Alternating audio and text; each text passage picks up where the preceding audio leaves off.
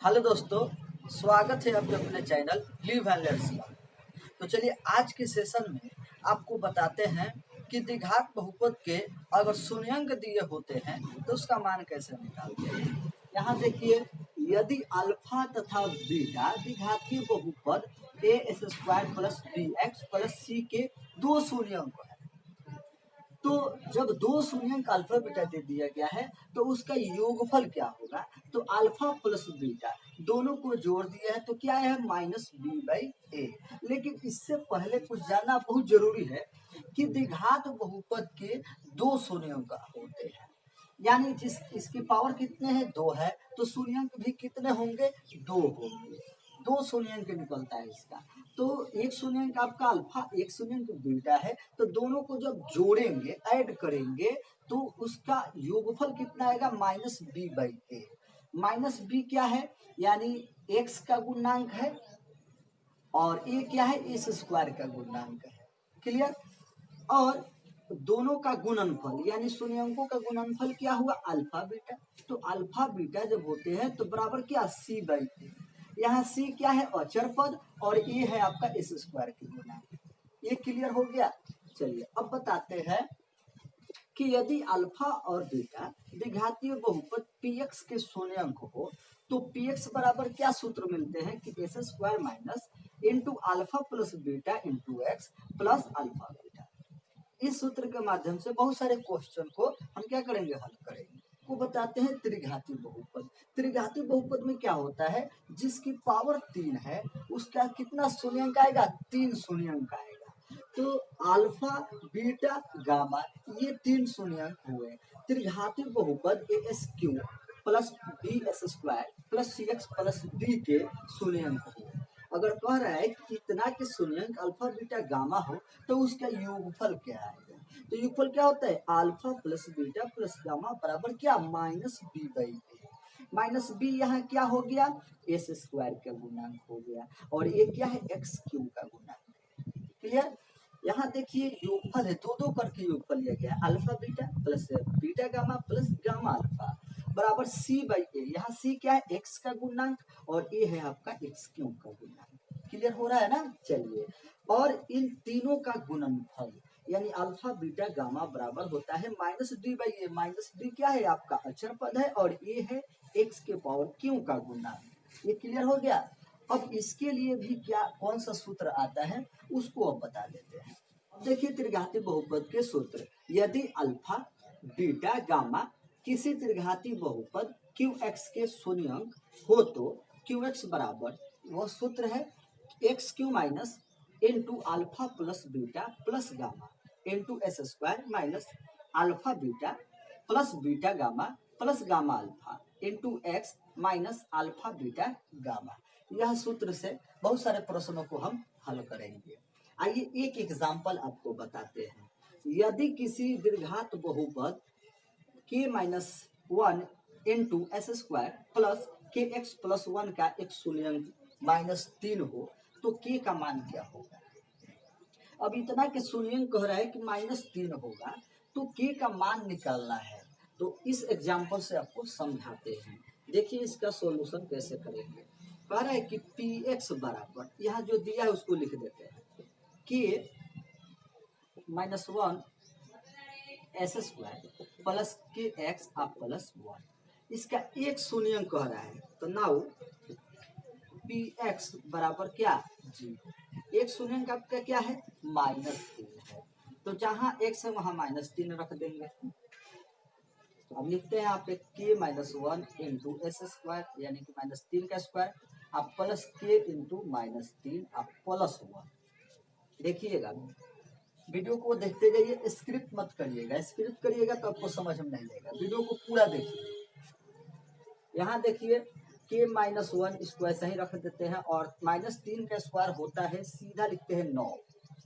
Clear. क्योंकि minus में गुना क्या होता है, खत्म हो जाता है, प्लस हो जाता है, और यहाँ गुना करेंगे के से माइनस 3 में तो माइनस 3 के हो जाएगा अब प्लस वन। यहाँ देखिए 9 से के में करेंगे तो 9 के, माइनस वन, वन में 9 से करेंगे तो 9 ही आएगा। अब प्लस माइनस माइनस यानी 3 के अब प्लस वन। क्लियर। यहाँ देखिए प्लस में 9 के है और यहाँ -3 के है, तो यहाँ क्या करेंगे प्लस माइनस माइनस करेंगे। 9 के में से 3 के जाएगा तो क्या बचेगा 6 के बच जाएगा। अब माइनस यहाँ पे लिखेंगे, प्लस माइनस माइनस है, 9 में से 1 घटाए तो क्या हुआ 8 आया, अब बराबर 0, क्योंकि ये शून्यंक है तो हम क्या करेंगे यहाँ 0 लिखते जाएंगे। क्लियर। अब यहाँ देखिए 6 के बराबर के इस पर माइनस में है तो उधर जाएगा तो प्लस में हो जाएगा। अब यहाँ आपको बताते हैं 6 के बराबर 8, तो के बराबर क्या आएगा 8/6, काट दीजिए 2 चौका 8 और 2 तिहाई 6, यानी के का मान कितना आ गया 4/3। तो इस तरह आपका मान क्लियर है। ये आपको समझ में आया। एक और एग्जाम्पल बताते हैं ताकि आपका कंसेप्ट क्लियर हो जाए। इस एग्जाम्पल से आपको समझाते हैं।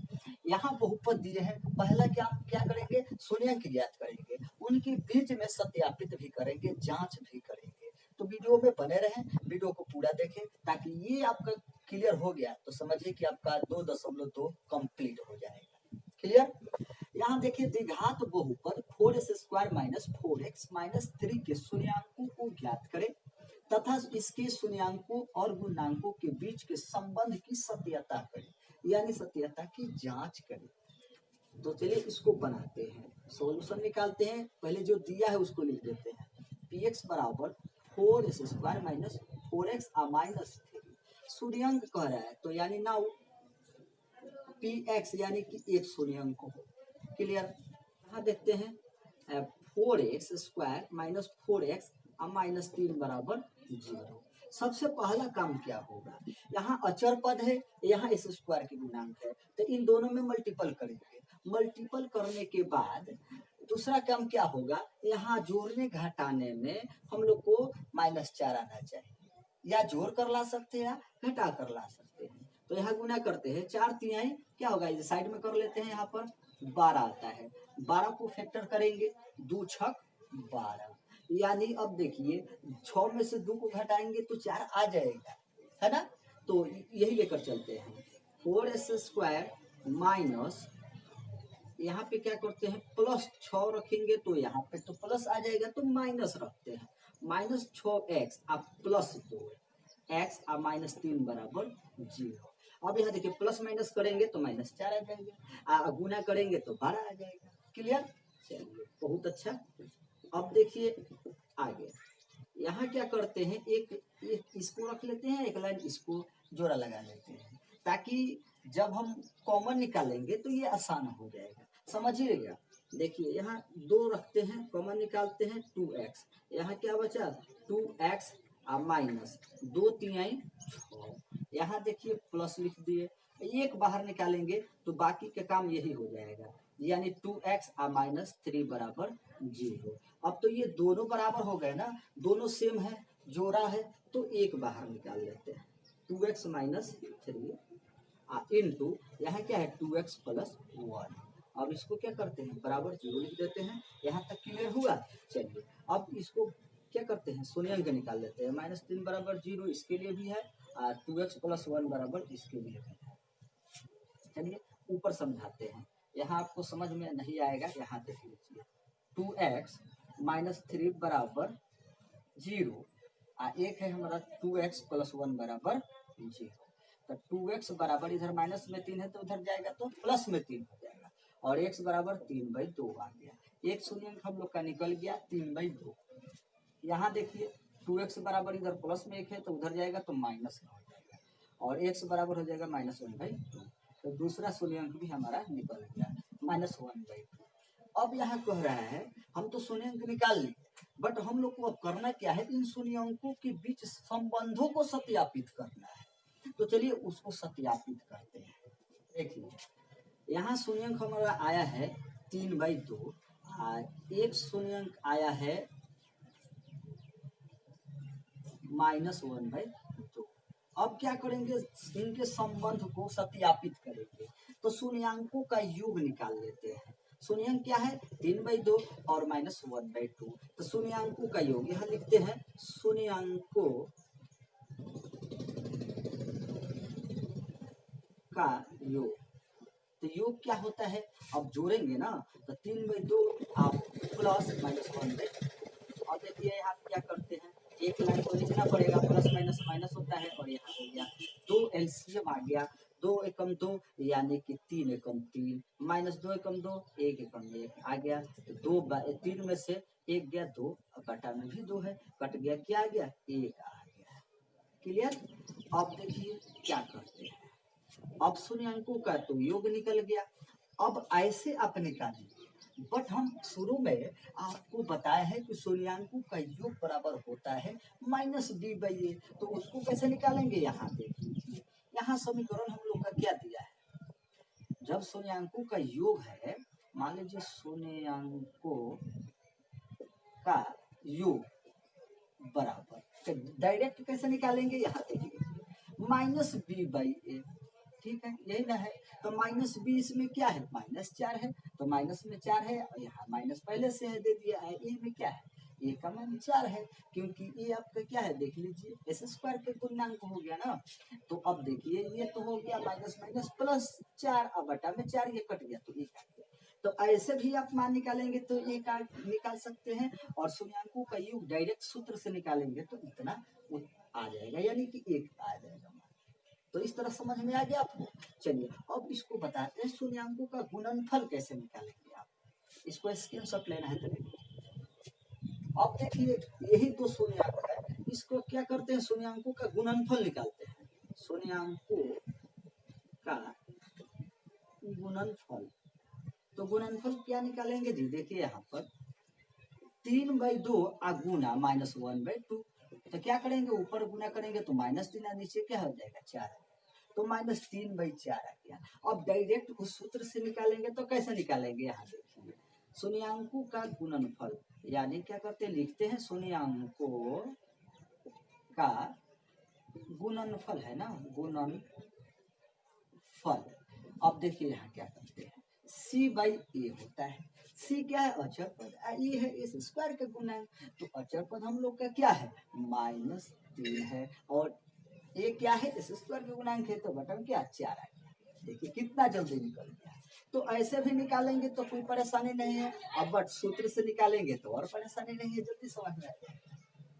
तो अब आपका कंसेप्ट क्लियर हो गया। तो ऐसे जितना भी क्वेश्चन दिया हो, बहुत सारे प्रश्नों को आप ऐसे हल निकाल सकते हैं। जब शून्याङ्क भी नहीं दिया हो तो उसको मान कर निकालते हैं अल्फा बीटा। और यहाँ देखिए बहुपद भी दे दिया था, शून्याङ्क नहीं दिया था तो पहले शून्याङ्क निकाल लिए, उसके बीच सत्यापित और जांच भी कर लिए।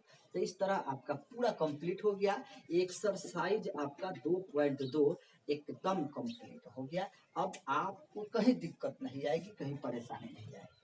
अगर फिर भी आपको परेशानी होती है तो आप कमेंट कीजिए, मैं आपका सॉल्यूशन करूंगा, उन परेशानियों को दूर करूंगा, और बहुत सारे प्रश्नों को अब लाऊंगा, जो कि आप कठिन से कठिन प्रश्न बहुत कम समय में, यानी ट्रिकी समझिए, ट्रिक के माध्यम से उन प्रश्नों को बहुत कम समय में हम हल करना सिखाएंगे। ये कहते हैं कि आप मेरे चैनल को सब्सक्राइब कर दीजिए और बेल आइकन को दबा दीजिए।